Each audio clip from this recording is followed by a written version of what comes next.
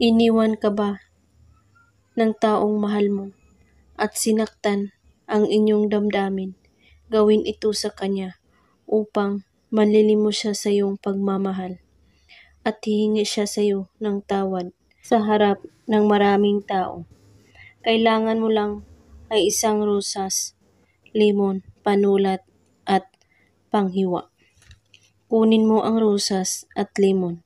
Isulat mo sa limon ang kanyang pangalan at hiwain mo ang limon at ipiga mo ito sa rosas. At pagkatapos, hawakan mo ang rosas sa iyong kamay at usalin ito. Rosas na may limon na aking ginagawa.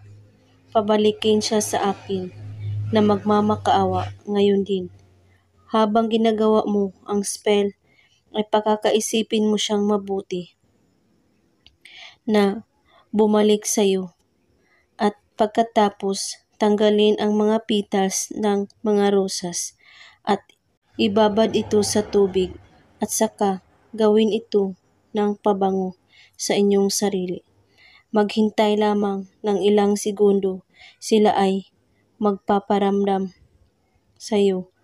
Babalik siyang magmamakaawa at manlilimos sa inyong muling pag-ibig. Ibaon mo ang balat ng lemon at itapon ang mga petals ng rosas.